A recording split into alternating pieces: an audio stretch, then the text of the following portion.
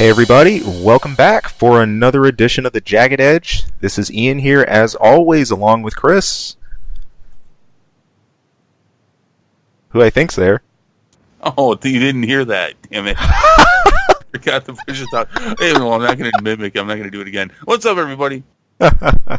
We're just coming off of our Defenders review. Got a chance to check out the new season of that came out. You can tune in on Netflix to catch it, and also check in right here on our channel if you want our review. Of course, that's divided into non-spoilers and a spoiler section. Definitely enjoyable. Yep. If you've been following Netflix series, especially individually, Jessica Jones, Daredevil, Luke Cage, Iron Fist, here's where they all come together, and it's worth seeing.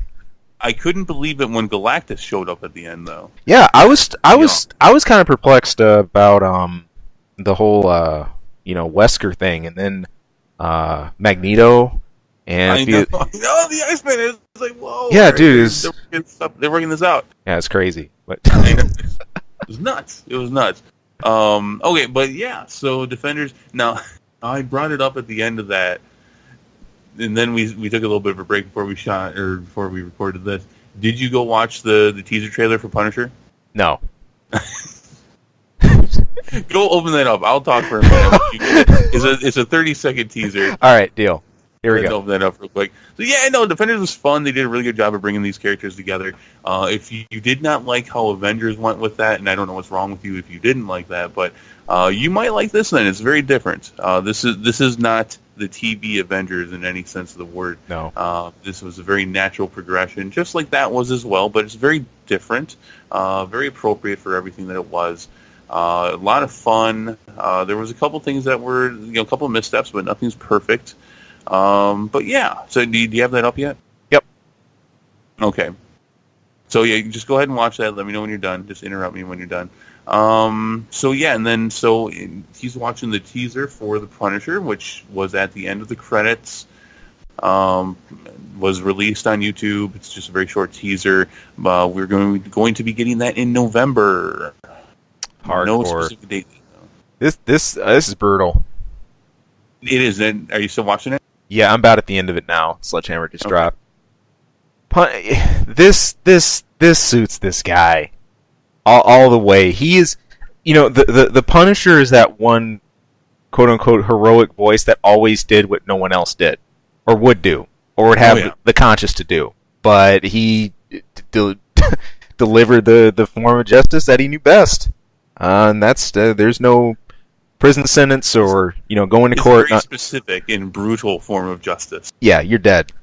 You're dead. If Venom's sense of justice is questionable at best, and depending who it is, yeah, he'll just wipe him off the face of the earth too. Yeah, Punisher does not give two flips. And this heavily plays to that.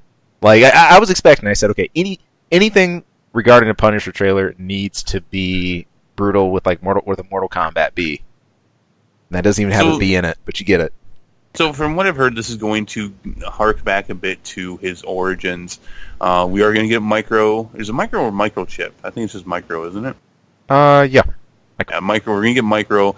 I think there's going to be some flashbacks. We're going to be introduce some characters from his past, but I believe overall the story to this, as he goes on a road trip, this is not stuck in New York like most of the other TV, Netflix, Marvel shows.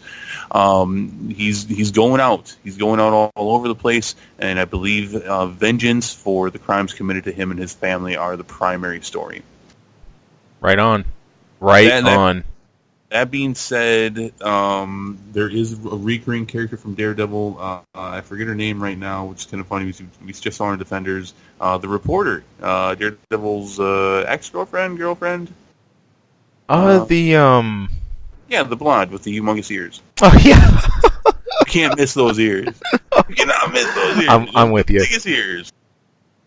I'm with you. Yeah, she's going to at least play somewhat of a role in the show. Besides that, it's supposed to be very different from everything that we've seen. I'm very much looking forward to it. This is perfect. This is again perfection on Netflix for this. If everything we've seen is leading up to something even more brutal, looking forward to it.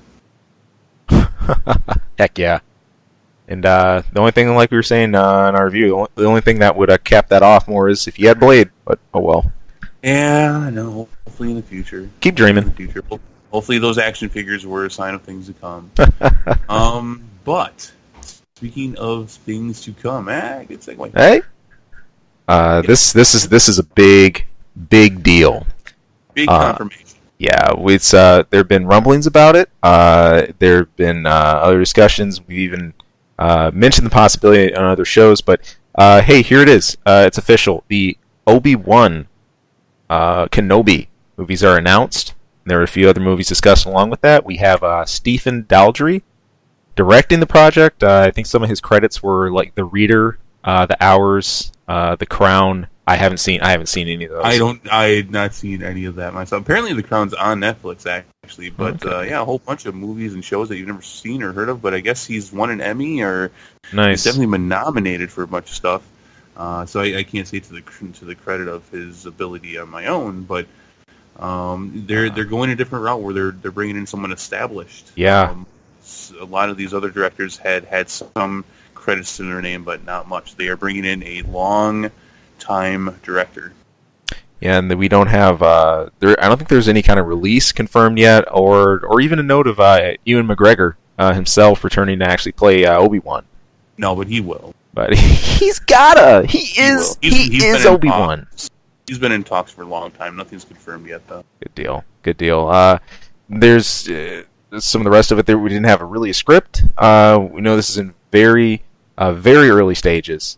If anything, that kind of gets you to wondering, where could we go with this story-wise? And who could we really have for villains in this? Now, I think this is, you'd probably be able to give them a detailed pass on that one, Chris. I mean, because we have a lot of Star Wars canon, I think, to play with, or past we can go back, or little hints we were given in New Hope to build there with what we could have for him. But there's some minor things. They've touched on a lot of this stuff already, as far as little nuggets you can pull from that era of Star Wars lore and what they can do with it.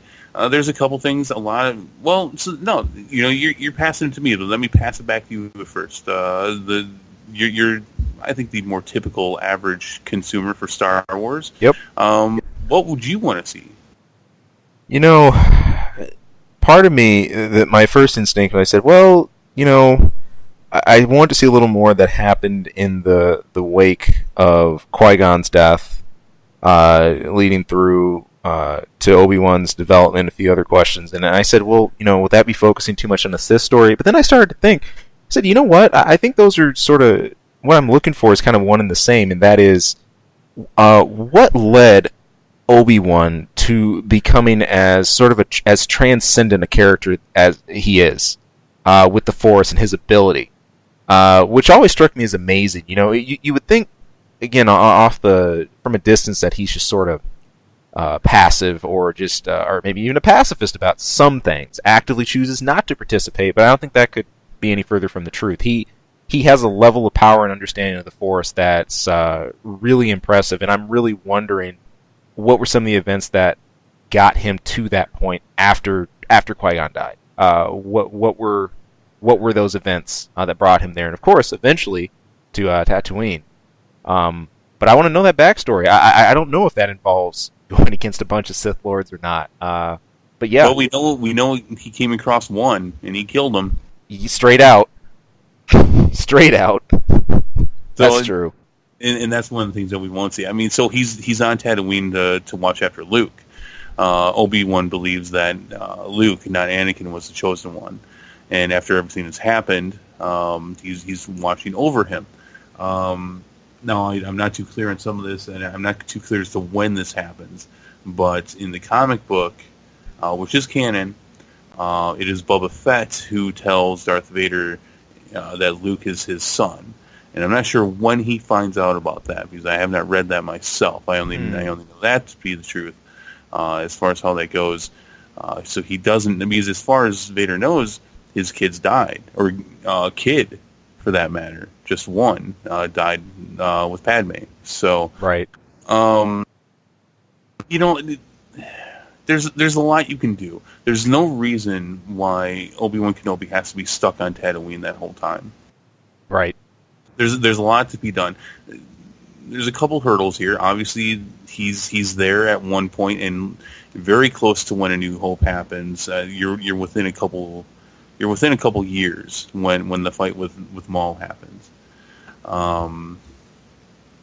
It's probably going to happen before then because Ewan McGregor is going to play it. And yes, you can do CGI and you can do makeup and you can make him look very close to how he looks in 4, but that's just like a 20-year difference when he goes from someone who looks like he's in his early 40s to someone who looks like he's pushing 70. Right. And there's less than 20 years difference there, and a lot of the way to say, well, that doesn't, he's aged a lot more than he probably should have, and a lot of people say that's because of how harsh it is to live on Tatooine. Right. I think what we're going to see a story take place much closer to Episode 3 than Episode 4. You're going to see something much closer to Revenge of the Sith. I think we're going to get a focus on another battle between him and Darth Vader. That'd be great. It would make sense. I really agree with the saying that it would be very strange to just have everything that happened in episodes 4, 5, and 6, and then just have him be a static character. Just sit, don't do anything until the rest of the Luke story comes along. It's only natural that there has to be an additional story, a pre-story, or events that led him to the type of power and knowledge that he has right now. And Vader would suit. I mean, there isn't a massive amount of time it takes for the passage of him being burned to being encased. That's right. A relatively rapid process. Of course, there's time for the Empire being built, the Death Star being constructed, but he's not out of commission super long. He's back on his feet quick. No, yeah, he's not out for too long at all. They're doing a lot of backstory for Vader right now, taking place in that 20-year span. They had a comic book that was out. There's another one that's now out. There's a lot, and again, this stuff is all canon, so they're telling a lot of that story. I'm sure that they can fit this in, though. I'm sure there's a place where they can put it in the story because it makes the most sense. I would like to see Obi-Wan Kenobi do something more with the help of rebuilding a rebellion or telling a rebellion type story where he maybe takes on an Inquisitor or two. But I could definitely see myself enjoying thoroughly a story that really bookends their prior relationship with Obi-Wan and Darth Vader, Anakin. That really puts a bookend on it. The way they left it is fine, but I think they could get one more thing in that could really put closure on it early on, after Revenge of the Sith, where they have one more encounter and then maybe something where Obi-Wan just is tortured by the fact that of how things were left and goes and hears about this Darth Vader, in the fact that he survived, right? Because Obi-Wan leaves him to die and basically burn. He at some point finds out that he didn't die and goes to end it or even try to change Darth Vader and turn him back into Anakin. Right. Ultimately failing, obviously, but I think there could be a story there. I think that would be fun. At the same time, I think a completely different tale, because in everything we've seen from the original trilogy with Obi-Wan Kenobi has been completely wrapped up in other stuff. Like, this is the way this was going to go because of this. They were prequels or they were whatever.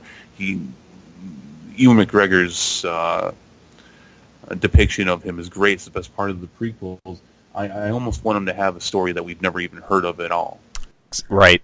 Have that opportunity to do that. Which there's room for. There's a lot of room for it. Easily. I don't... Kenobi's story is never one I felt that has to be on the rails of everything familiar and what we know. And that's surely because there's so much that's mysterious about him. There's a huge section of time about him that's sort of blanked out, but I really trust the direction that we have with the newer Star Wars movies currently, and at least the process that they're using for these. And hey, if they keep the same type of momentum we've seen in the new current episodes, this is going to be awesome. So I got no doubt. and overall, as long as they do it right, this is a delicate character, and a lot of why Obi-Wan Kenobi worked in the prequels had less to do with Lucasfilm and more to do with Ewan McGregor. Right. And so I'm a little nervous about this, especially because I'm hearing not so great things about the Han Solo movie. So just do it right. Whatever you do it right, and don't just be careful, because this is besides Luke, for the common fan. And I know I sound almost elitist when I say that. I don't mean it like that. But for the common Star Wars fan, besides Luke, this is your typical Jedi. Right. And you got to be careful with that. Well, actually, I take that back. Not even besides Luke, because a lot of people know that Luke is not your typical Jedi. This is still, for most people, what people see as the common Jedi, and they know at this point that things have gone awry, things are different. But he's still an important character to a lot of people. He's a defining character for what a lot of this means. No, he is. And I think there's something to be said for someone who arguably framed the path of the original Star Wars, how little we know, at least about that middle section of his life. I mean, we know that the influence Qui-Gon had on him. We know the role he played, in A New Hope, of course, but even books, novels, and everything else aside, there's more of a story to be told here. But no, I agree. Ewan McGregor he not only defined I've got a bad feeling about this. It's hard for me to see someone else saying that as Obi-Wan Kenobi in that role. But I think it's just the gravity he lent to the role. All the highs, all the lows, he hit that. I think there were moments that could come off as sort of corny, potentially, that were powerful. The one I always go back to with Ewan McGregor is what was it, in episode 6, as Anakin's being burned. He gives just that heartfelt. That's episode 3. 3. I'm sorry. See me getting all these reversed. And 3. But... yeah, but he really gives just. He's broken about it, and he just gives that speech after he's cut off his limbs and he's burning there. I know, it's great. Yeah, and he just gives that heartfelt eulogy about it. But I mean, that was done so well, and those lines were delivered so well by him. It's hard for me to see someone else doing that. Yeah. So no, agreed. He has taken that role and made it his, and I'm glad we're going to get at least one more shot with him as it. Overall, I'm looking forward to it. If they get Ewan McGregor, which I'm sure they will, they've been in talks with him forever, and we're going to get an Obi-Wan story. It obviously has to take place between episodes 3 and 4, because if not, then he's younger and there's no reason for Ewan McGregor to play him, or past episode 4, he's dead. So it has to take place there. There's some cool stuff. There's definitely some cool stuff that could happen. Now, one thing that's interesting, I was thinking about this. All these, excuse me, I had to stop there for a second to clear my throat.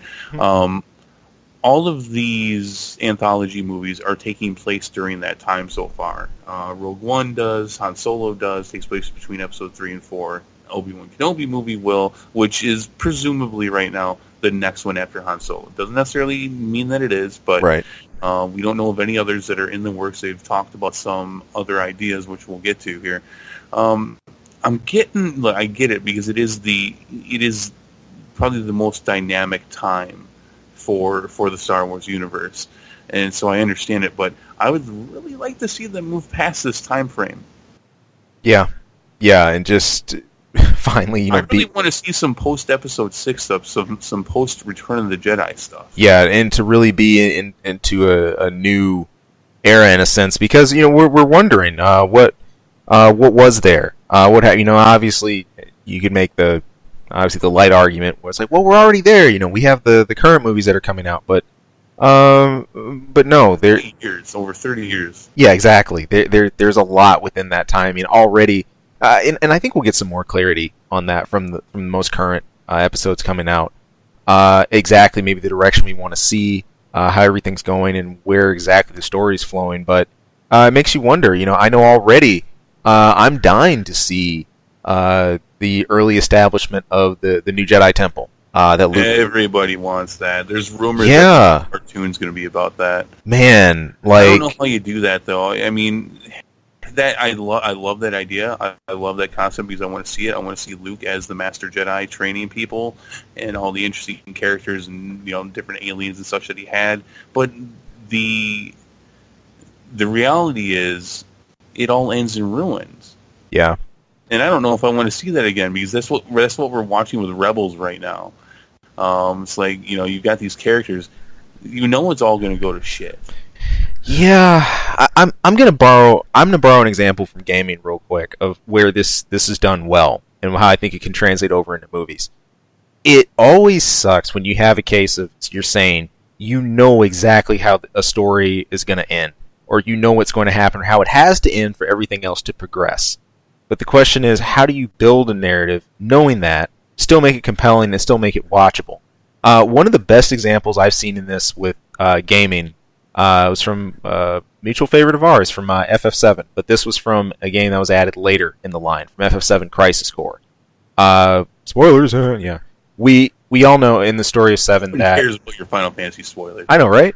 It is known, it's a fact, that Zack has to die. Cloud's original mentor, for him eventually for the story of FF7 to even exist. We know that's what happens, and there's only a brief flashback in the original 7 where you actually see that. You don't see the battle or whatever else that occurred and everything that led up to it, but they managed to make an entire game out of that. Crisis Core was amazing. It was a killer look at Zack's life. You got to walk through all that and actually play a full story that was really never told, even though you knew exactly how it was going to end. And they made it 3 steps more epic. But it's not just in gaming. This can be done. That's not the lone example of a case where you have that, but it will take a lot, and definitely going into territory that you hadn't before, or maybe a story that's not anchored how you think it traditionally should be. So, well, no, I don't disagree with you, but this is all we've had with Star Wars so far. And so we have Rebels right now, and we know the Rebels ends... I mean... The rebellion goes into success, obviously, right. But we know from Rogue One at least a couple of the characters make it. But we're going to get our final season here, and these characters, these who are in the early part of the rebellion, I mean, if they'd done much better, we would see them in the movies. So this has to be muted to some respect. These characters can't move on to glory because we don't see them past it. Even with the characters from Rebels, we know that some of them move past it, but for the most part, this is not going to probably end very well for most, if maybe half of the characters. But we've already been through this before with the Clone Wars, and we watched 5 seasons plus. We've gotten most of the backstories for the Clone Wars, season 6, which never happened, and we're watching all these Jedi, and we're watching it. And it's like all these characters are gonna be dead. And I don't know if I can go through another show like that. All these kick-ass Jedi going through the Clone Wars, with the exception of Ahsoka, who ends up with a not-so-great fate. Anakin, who also... None of them have a good fate. We know that the whole goddamn Jedi Temple is going to fall. Right. I don't know if I can watch a third story like this. So it's just not the one situation. This would be the third time we get introduced to a bunch of Jedi, or we get introduced to a story of Rebels or Jedi or whatever, just for it to fall. Well, it depends how far you go outside of that narrative. One thing that I've seen good in this kind of theme, Crisis Core, and other stuff, and other examples, is when you go so far distant from where you've normally anchored yourself. It's like, I know the story's going to end here. To accomplish something, to accomplish a feat, or something important was done, or that this character / these characters counted, they made a difference somewhere that I may not have known at first. I think that's when it really kicks in. No, I get it. They haven't definitively said that the Knights of Ren killed everybody at the Jedi Temple or all of Luke's Padawans. They don't definitively say that. So yes, 1 or 2 of them could have gotten away or something. But then you're just kind of killing the narrative of the trilogy, which they're not going to do. Right. So yeah, they are. They're painted in this corner. But I would love to see some post-Episode 6 stuff. I would love to, even though I'm not a big fan of the games, the lore and everything around the Knights of the Old Republic stuff is huge, and a lot of people want that. But on the topic, there were some other movie ideas that were discussed, some of which we've discussed here. Some other possible anthology movies in the future that have been discussed but are not confirmed in any way is a Yoda movie, a Boba Fett movie, and this one, which I thought was interesting, a Jabba the Hutt movie. What? Which they from the reports I saw immediately did say they're talking about more of a gangster movie. Huh. And the criminal life of Star Wars, which is massive and very interesting. Boba Fett was actually going to have a movie a few years back. I think we've talked about that, haven't we? We did. Yeah. Yoda, I know we've talked about it at length. I would love a Yoda movie, or more to it, maybe even a mini-series, a cartoon, going into the 900 years of Yoda's life. Some people are like, I like the fact that he's mysterious. No, I come on, give me all the Yoda. Give me all of that Yoda. I want to see all of it. I want to see Baby Yoda. Yeah. I want to see Padawan Yoda. I want to see all the great things that he did, or the horrible mistakes that he made. Yep. I want to see all of it. Boba Fett sounds horrible. I'm not for that. Oh, I'm not for that. Now, a bounty hunter movie, maybe. That could be cool. In fact, you could mix a bounty hunter and an underground criminal movie all together. That could be pretty awesome. Yeah, that I like, but not a Boba Fett movie. Nobody cares that much about Boba Fett anymore. I'll take the hate for that. I don't care. Yeah, what was that? Remind me again. What was that he got eaten by again? Oh, I don't. What, the Rancor? No, the Rancor was not. No, not the Rancor. That was the giant thing that Luke fought. Right. I don't know. Some nasty sand butthole. That's Yeah. That I was gonna say, like, see, this shows how bad I am with Star Wars lore. I was gonna say like Bantha, but I'm like, no, that's not right. Never mind. It's in canon at this point that it's presumed that he made it out because somebody has his suit of armor. But it's not him.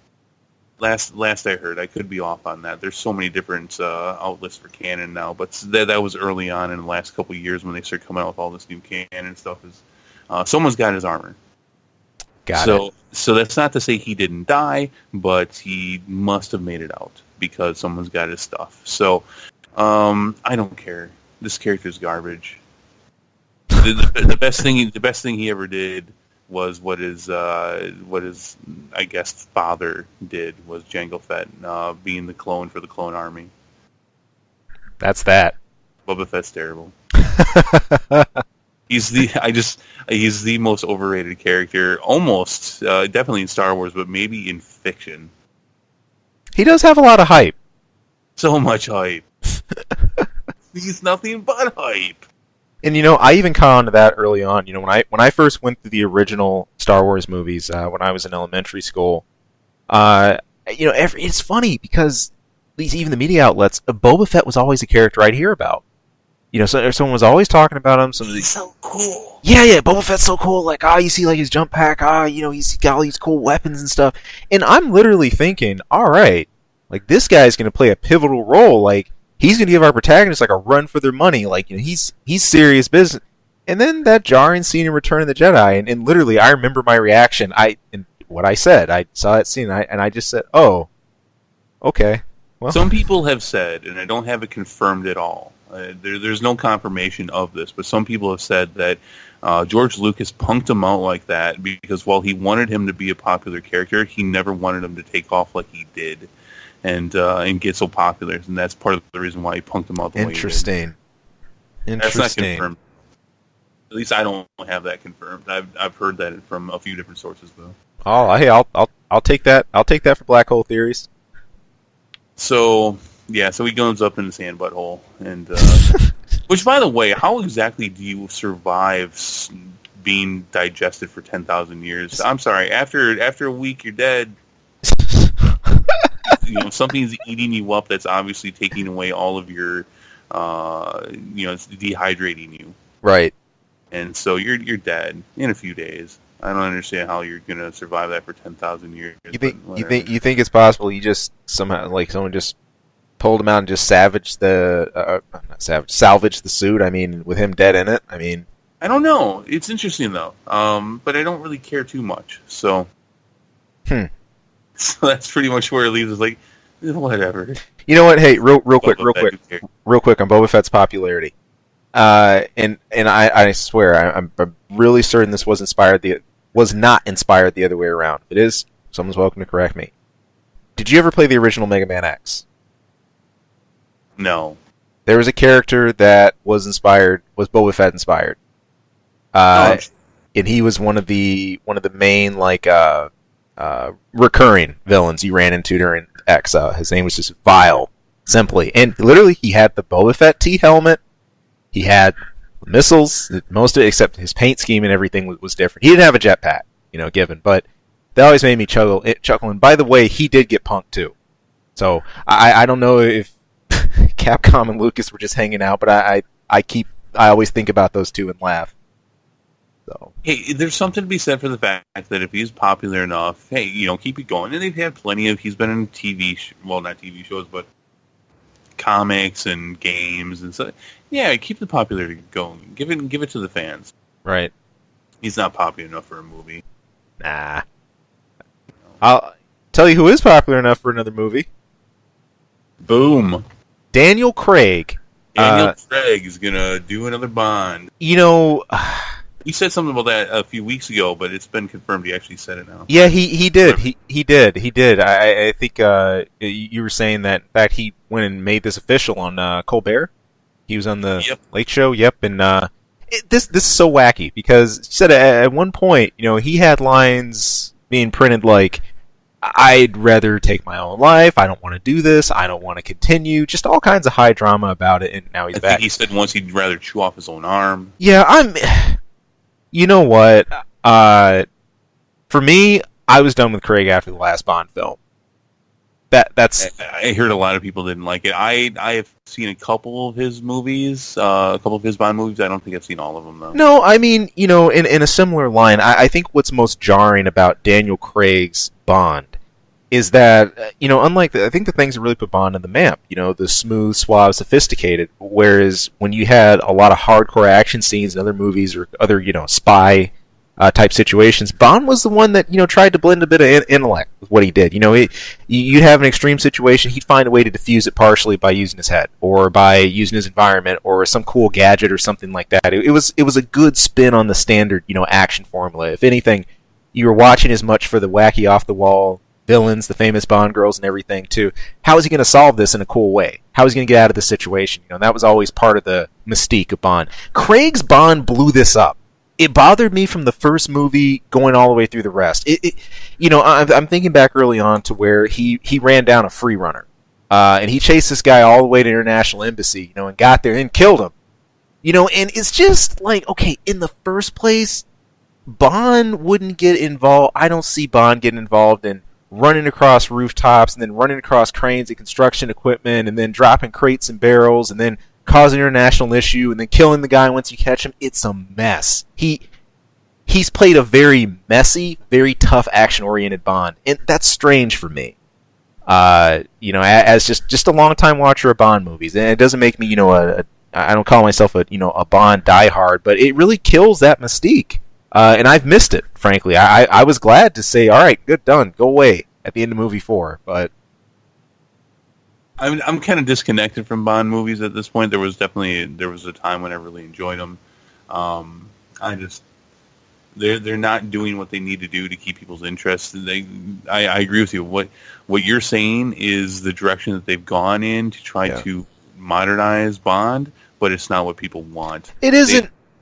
It isn't, man. It's not what he needs. And, there was one decent idea on the table to kind of interconnect the stories. That's the one thing, the silver thread we've seen between all these Bond films. They've all actually led to something, which is also what made movie 4 seem like the last one. I mean, this was it. He found the head of the syndicate.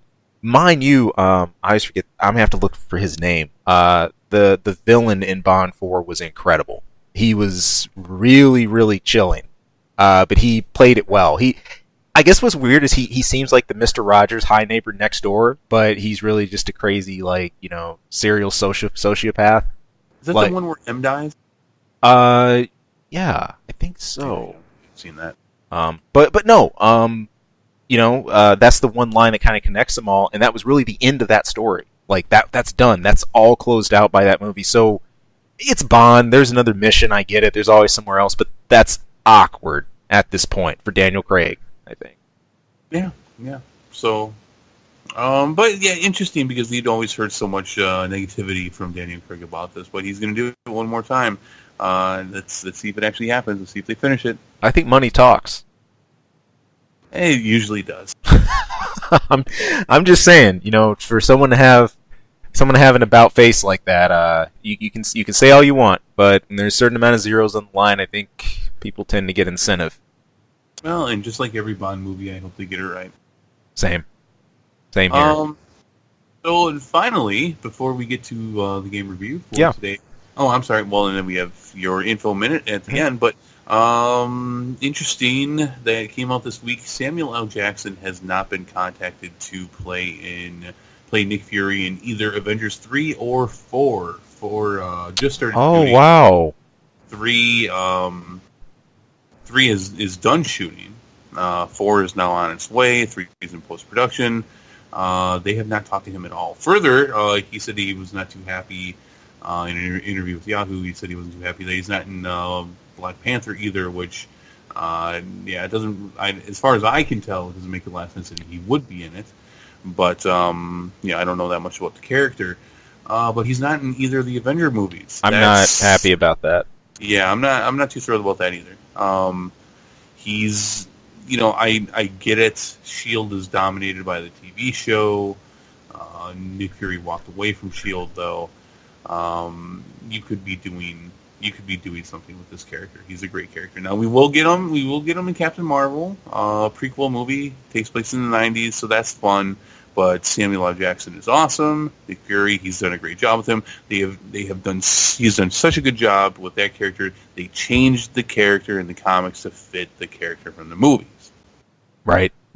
And some don't even tell me, they did it to fit the Nick Fury from the Ultimate Universe, which was based off of the Nick Fury from the movies. They'd actually said when they were coming up with that Nick Fury, make him look like Samuel L. Jackson. Like you said, no, man, it's a bummer. I love Samuel L. in these roles. He really brought a cool take on Nick Fury. Nick Fury is always an exciting character, in my opinion, because he always brings a certain amount of gravity to any story. Like you always know he's involved with something way greater than what you're seeing in just that one character story or whoever else. I remember back when he got involved in the Spider-Man, the animated series, back in the mid-'90s. And there were a few episodes actually turned into a small saga where Nick Fury showed up. And it was epic. It went way beyond what Spidey normally deals with, like just in New York. So he's a really multi-dimensional character that has this ability to kind of always bring an awesome plot with him. I love that. And sucks we won't be seeing him. Yeah. I'm not too happy about this either. It's very disappointing. Look, this is, and I point to this a little bit in our Defenders review, which it wasn't the point of it at all, but I do make a mention of this a little bit. This is the failure of MCU, the movies, and MCU, the TV shows not working together. Because if they would be in some way, I'm sure they could fit this in very well to include S.H.I.E.L.D. plus Nick Fury into Thanos coming and destroying Earth. Definitely.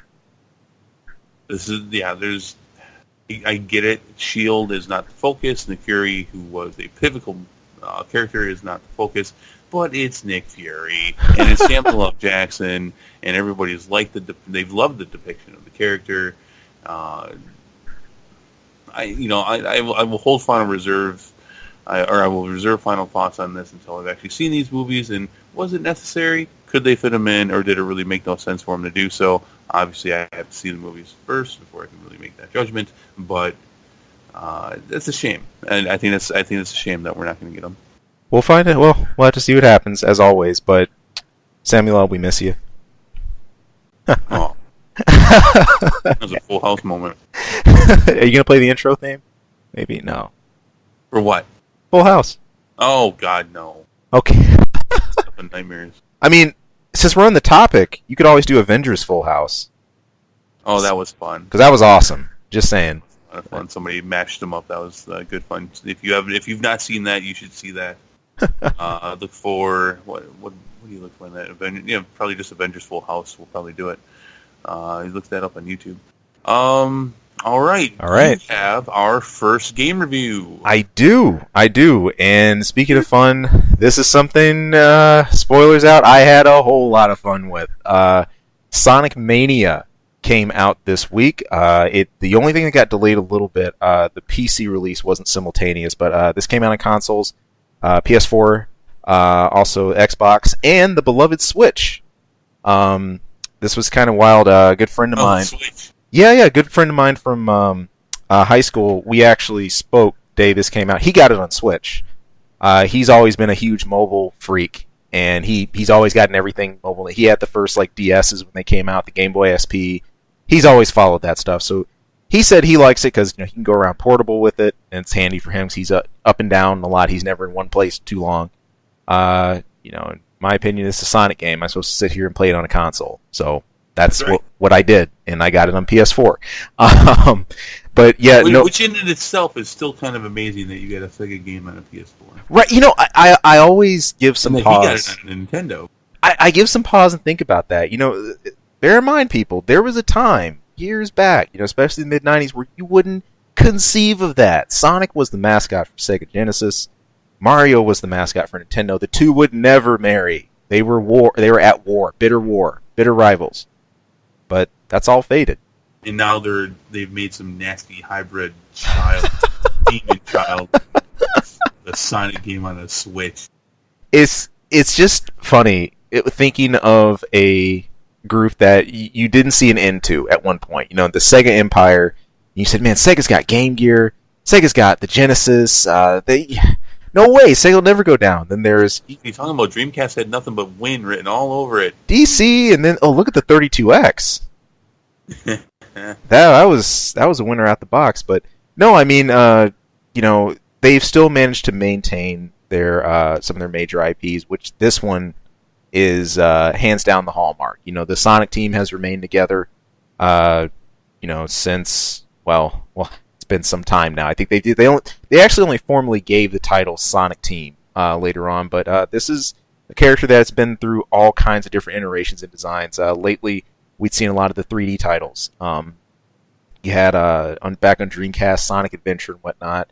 Some of the more current ones like Sonic Unleashed and some of those really weren't that great at hits. In fact, Sonic's been under years of mediocrity, which sucks. This is one of the most beloved 2D platformers ever, and this one is really being hailed as true to form. We have an awesome Sonic game again. I'll be honest, the last really fun one I played was Sonic Generations, which was a cool, had its own storyline, but it was a cool playthrough with a wink to the DC games, a wink to the Sega Genesis games. But this is true to form 2D. It is a return to what you knew and love. In fact, it felt like, here's what happened after I turned off Sonic and Knuckles, and now I'm starting back up again. There's just a lot that really brought a smile to my face here, and I'm going to get into gameplay specifics and just general elements, but I've been watching this one real close. There's been a lot of footage leaked for. I loved everything I saw, and I'm really happy to say it lived up to that in terms of gameplay control and just raw fun factor. If you're a veteran of Sonic, or if you're just now approaching the series and you're wondering, hey, what was all the hubbub about the old Sega versions about? You should check this out. So, without further ado, before I jump into some of the meat and bones of this, what's your experience with Sonic games, Chris? I've had my hands on a few of them. I've never owned a single one, and that's just because I didn't have anything Sega. So when Sonic became a license and not connected to a Sega system or anything, I've not bought any. I have nothing against Sonic. Like I said that was last week. Knuckles needs to go to the doctor.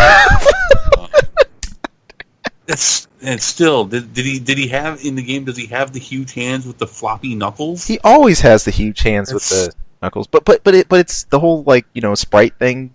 You can't really see the floppy. It's so gross. But no, I mean, I've played them. I've had girlfriends in the past. Like, I gotta say, play some Sonic. Fair enough. I want to break this down in a couple sections. Obviously, hitting some of the positives, the negatives, a lot of those center around the gameplay. I think you've already got an idea of some of my impressions, but I do want to take a second to talk about the talent behind this too. This is a project that's actually been in the works in years to get launched. It's been under a few different names from a few different distant fan studios of development.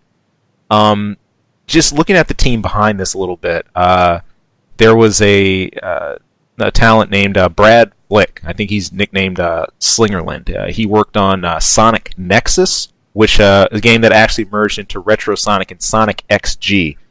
These were sort of independent projects on the side that were designed as what happened after Sonic 3 and Sonic and Knuckles, after you get like the Master Emerald back and whatnot. What goes on? And these were fan games because people were waiting so long for another spiritual successor.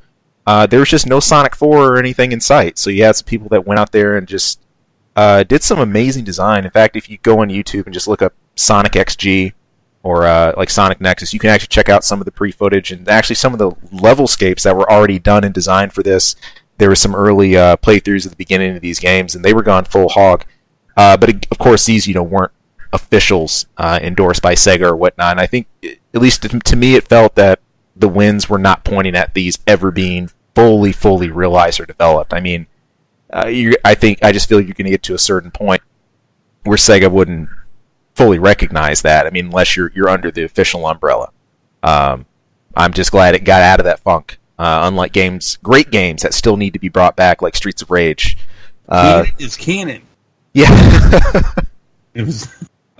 I'm just trying to help. I'm trying to interject something here. No. But if it's not canon, it's not canon. There. See. Get over it. But, all right, I'll shut up again. No. I love it. Throw it in, man.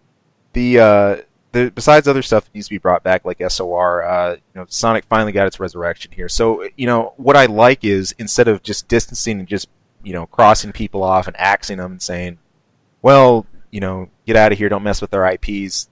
This was really inclusive. That was one of the first pieces of news that got me excited for this, because I was hyped when I first saw footage for Sonic XG. I said it was well before Sonic 4, I think, came out downloadable, because we actually have that. That's on PS4 and Xbox and whatnot. But it was a 2D successor game I was waiting for, and that was never to launch. So the fact that he was involved with it, that's awesome. They had the Tyson Hess. He was a former artist for the Sonic Archie Comics run. He did the work for the intro that we have. It's a full animated style intro with Sonic, Knuckles, Tails, mainly. Real fun stuff. Awesome. I watched it a couple times upon boot up just because it's sweet. And then you had a few others. Paul Veer, he contributed to the Sonic 25th anniversary art as well. So there's people from all over. Those who actually do design, those who do just the animation side of it and art, and those who are involved in some of like the lower direction stuff. They're all here, and you can see the love in it. It's pretty much everywhere, from the level design and everything else. So let me go right into some of the gameplay here and what picks up. If you've played through Sonic games before, you probably know what to expect. The 2D style, of course, this is the high-speed game that I think rewards you for going with the feel a lot. The biggest differentiation I've always found between Sonic and Mario is that, Mario games, you're kind of thinking of how exactly you want to jump. You're calculating your moves. You might need a certain amount of speed here to make it to the next ledge, etc. Sonic games take some of that out the window. You have those elements to like reach certain secret areas or power-ups or extra lives, whatever. But that's sort of removed in the name of just having fun. You see a red or yellow spring, go. You're free to book it until you stop or you hit like a hard wall or something else. So it allows you to have that fun, to really get into that speed gameplay without worrying about, I'm going too fast, I can't see what's going to happen on the right side of my screen. Don't worry about it. Go with it. And that feel has returned for this. And I kind of worried if they'd execute that or not. I know for some of the past games, especially the portable ones like Sonic Advance series, there are some cases where I didn't want to go flying fast because I'd run right into a spike trap or something ridiculous, and that just happened a lot. The action got broke up too much. Here it flows very well, but I think that's partially because you're exposed to a lot of the old familiar zones. Due to what's happening, you're getting thrown around to different places of familiar Sonic zones. Green Hill Zone, the chemical plant, the oil ocean, also some places on Angel Island. A lot of zones you're familiar with, but that they've been redesigned and done really, really well. And with that, though, what's really nice is part of that design, there's a teaching element here that happens without you running through a 30-minute tutorial. I don't know if it gets to anybody else here. You know, it always kind of burns me up when I have to sit through 20, 30, 40 minutes of like tutorial before I get to an actual game. Teach me as you're going, as we're actively playing through it. And then I can respect that. I get a good idea of how it flows and I haven't broken up the action. And you might say, oh, what do you need to teach with the Sonic game? I mean, it's a freaking Sonic game, but there's some cool elements, like if you get a fire shield and if you hit certain wood spike traps, like the rolling logs, you actually burn those down now. They're completely destroyed. That never happened in the classic games, and it really kind of took me aback. I mean, destructible terrain is not new to the Sonic series, but actually being able to get some power-ups and actually interact with some of the traps around was really, really cool. In that, too, the controls are super sharp, crisp. Sonic 4 had a really, really weird stutter. It was hard to start off with your full run of speed, and you always felt kind of locked to your controls. This is classic Sonic if I could ever take 2 pages out of the book. Really, real responsive, real crisp. You have the classic attacks you're used to, the spin dash and everything else, so it's literally like opening the book right back up again. And this is down to all the little even just goofy things Sega used to do back in the original games. Some of the registration for where the enemies are, like and how they spawn.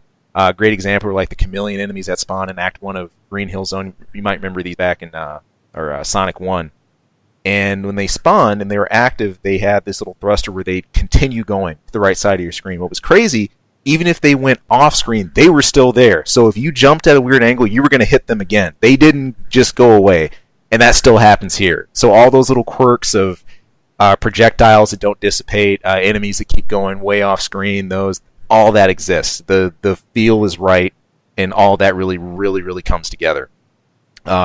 You have special stages still to pick up Chaos Emeralds. They've been done well this time. Sometimes they're 2D, sometimes they're pure 3D. The idea of these, they're in a 3D style stage. You're chasing down a UFO, and you have to balance your time between collecting rings and collecting spears to get faster to catch up to it and get the goal. It's still the same deal as always. You get 7 Chaos Emeralds, you get 50 rings, you get access to a super mode, whether you're playing as Sonic, Knuckles, or Tails, or Sonic and Tails, which really reminds me of the feel of Sonic 3, how you were allowed to take your pick of who you were playing as at the start.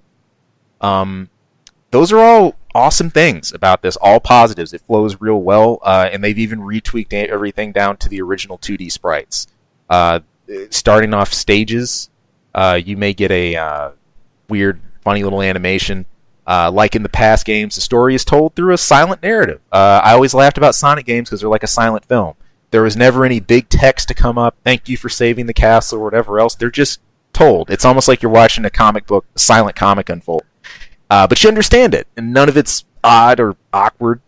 And the start of some stages, like if you get a drop of something on you, there's a new animation, or you get a weird little shimmy. But there's all kinds of cool little animated tricks that happen here that make this a lot of fun, and a good twist on the old stuff. Negative stuff I didn't like, too few zones, or at least too few new zones. A lot of what we're going back through, even though you have levels that are redesigned, done really, really well, you don't see as much new footage pop up. They're there, but sparingly so. And I know that's a light gripe because the classic stages, even the redesigns of those, are so good. I mean, they're just awesome as is, but you gotta sort of deal with that. And that's, hey, if that's part of it, I'm willing to take it. Small sacrifice. Can I ask something? Yeah, hit it. All right, because I've been watching some gameplay while you've been talking about this. Yeah. What the hell is Tails doing? Because I'm watching this guy play Sonic, and Tails is just kind of following. Yeah, so the idea is, in the past, in Genesis, there was actually a two-player mode where one player could play as Tails and the other could play as Sonic. If you were playing it in one-player mode, Tails was always on auto-follow behind you. The cool part is he could pick up rings for you. There were enemies he could hit if he was jumping at the same time as you. He sort of just shadowed you.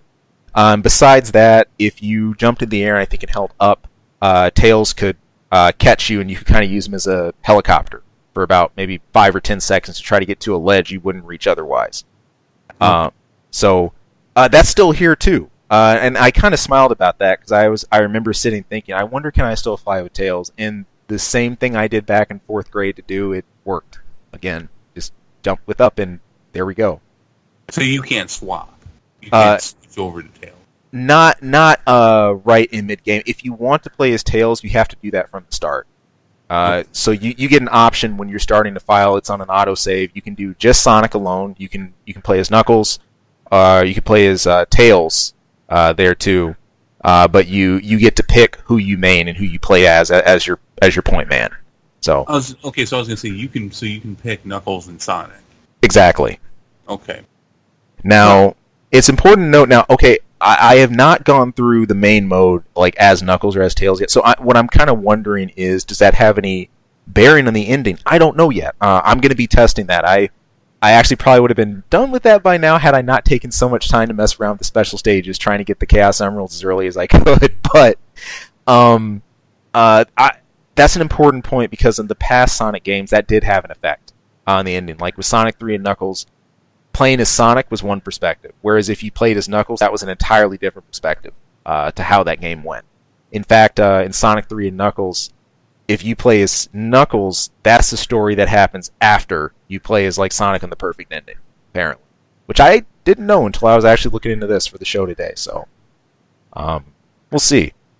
I guess the other thing, there's a lot of special stages you get from checkpoints. As you hit little goalposts in the middle of the stages, this will bring you back to the classic special stages of Sonic 3, where you collect blue spears.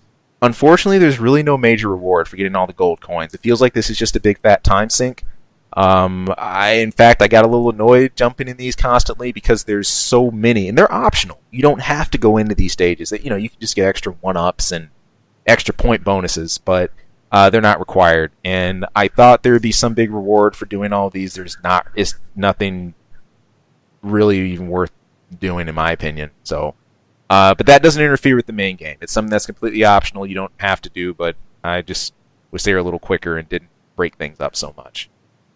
Other than that, though, besides those, you've got a very solid 2D platformer here, which is what I was hoping for, and that's the nice thing about Sonic titles. And it's almost like the devs finally understood.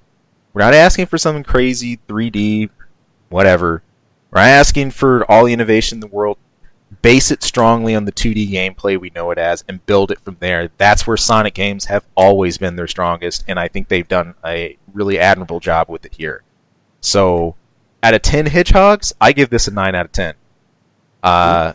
This is excellent. It's a very good entry. I've been having a blast playing it. Every stage is a lot of fun, and I'm actually really impressed how they've been able to bring back some of the old familiar territory but make it fresh. And that's both with the fresh theme, with how the gameplay goes and what's happening in the main story, quote-unquote, but also with the levels themselves. It's just fun. So I'm about to go barfy watching this. I'm watching one of these 3D boards, and the dude's going super fast. Yeah. You're watching one of the special stages? Yeah. Yeah, they are quick. Really quick. And some of that's kind of frustrating, of how reactive you have to be. The good thing is on those, the jump turn for your controls is very responsive. You can stop your momentum almost on a dime really quick if you kind of do a jump and like immediately turn at 90 degrees, which is good, because I was worried about, well, I'm going so fast, I'm just going to go flying out of control as soon as I jump, but no, that wasn't the case. I was pleasantly surprised. However, you still do have to react pretty quick. Requires some, pretty fast timing and stuff, but that's been Sonic games for a long time. That said, even that being said, those stages, yes, they do get on my nerves. But the special stages always do. It sucks. The reason why these are significant and getting that emerald is significant in the Sonic games, and this has been this way since the first game, if you do not have all the Chaos Emeralds by the end of the game, you will get the bad ending.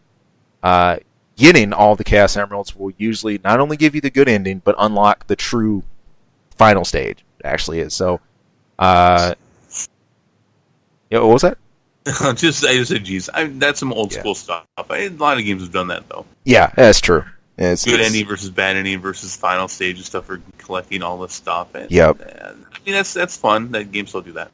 Yeah, and it's not something original to Sonic by any means. I think in later years they just took it to the new level of every time you do this, you don't just get access to your super mode. There's another stage which is actually the true final stage, and then there's the true ending and everything else. So par for the course. Everything that should be here is here. It's a fresh cut on something 2D that people loved, that I loved and enjoyed playing through, and I'm loving playing through it again. So. Goddamn roar just swung at me. I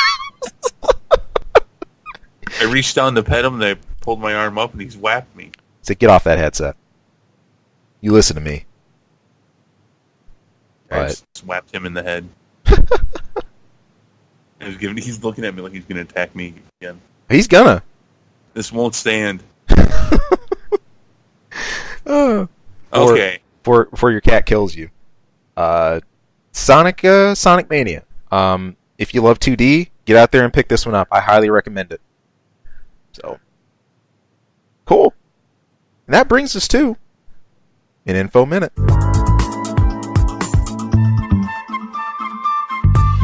All right. Info Minute. What do you got? What's the Info Minute? The Info Minute today goes back to something that actually happened earlier this year that is still actively happening today, but I want to highlight it because I feel this was sort of grazed over, but it's really significant right now, what's going on. I know it doesn't have to have anything to do with the eclipse. So, this was actually during the early portion of this year, during late January to early February. There's been research for years about the possibility of changing some of our basic gases, properties that we have, and this one focuses on hydrogen. So a little earlier this year, for the first time, we had somewhat of a breakthrough that we actually had hydrogen that was pressurized so thoroughly it got condensed into a metal form, and a hydrogen metal was created. Not an alloy, not something synthetic in that regard, but it was just through the simple process of getting the molecules so tightly together, it turned from a gas into a metal. Now, this is pretty unbelievable stuff. It's been theorized for years, and hydrogen's always been interesting for its conductive properties. If you had, theoretically, in a metal form, you could do electricity from point A to point B without losing the charge. But the question comes is, how is this done? It turns out there were researchers at the Harvard Institute of Science that came up with a clamp device that is essentially lined with, coated on the inside with synthetic diamonds. And this device actually generates more pressure than what could be found at the core of the Earth itself. That blows me away, for one thing. And also that it's to the point where you had a device that could turn a gas into a solid state. Now, it's important to note that this hydrogen metal couldn't sustain itself. It did eventually disappear, even though they were trying to keep this under very, very, very, very, very cold storage, something like negative 315. But still, it disappeared. But the fact that something that didn't exist came into existence is awesome. And we're still looking for how to make this a sustainable superconductive material, or even for rocket fuel or something else, because of how much energy would be contained in a form of metal like that. This would be my question. What would be the applications for this? Yeah, as I was noting, besides an amazing conductor, rocket fuel would be another place this could easily lead, just because of how much energy is excited between the bonds like that when you have that amount of compression happening. And I've looked at we've had different types of synthetic diamond devices before, but never really to that degree. So this is just something ongoing that's happened in the science community that's still being researched. We've done this now. That's been proven. How do we sustain this? And once we do this, what's the fastest way we can get to the point of applying this to either rockets or for rocket fuel, or making a really awesome power line? This sounds like something for superheroes or something. It does, doesn't it? It sounds like the origin for a superhero. I'm telling you, it's waiting. All you need now is some weird pull, and then for an accident to happen, and someone becomes Hydrogen Man. I don't know. That's right. I bet you there is a Hydrogen Man already. Probably is. Probably I'm is. not gonna look it up though. He's roars in my lap and he's being an asshole. Oh man. But Well, no, that's cool though. Hey, I mean, you have to love the fact that technology is getting to the point where we can recreate something like that. yeah. I mean, the pressure of I think what stuck out to me the most is the fact that we recreated the pressure that you would find in the Earth's core. Yeah, and exceeded it. That's a lot of pressure. Yeah, it's, That's where all the gravity goes to. yeah. Pretty amazing stuff. So this is something I don't even expect a development to happen, tomorrow, within the next week or whatever else. But I'm looking at this pretty close from a distance because I think we're going to see this again at some point. It's going to start to yield some applications. Awesome. Cool. But there we have it. I think that's us, yeah. That's about all I got. So again, thank you all for tuning in. Thank you for watching. Of course, like, fave, or just subscribe, comment, all that good stuff. You're welcome to. And again, you can always email us at ksawmedia@gmail.com. Yeah. Let us know how Ian did on his first game review. We're gonna have more of those coming up. Yeah, for sure. If I hopefully I get something that I really hate, so maybe I won't rant as much. We'll see. If you like that, if you hate that, hey, would love to hear it, or your feedback in general. If you happen to pick up Sonic Mania yourself, maybe you got a completely different opinion. Would love to hear it. So, other than that, you all enjoy the rest of your weekend or wherever you are. Take care, and thanks for tuning in.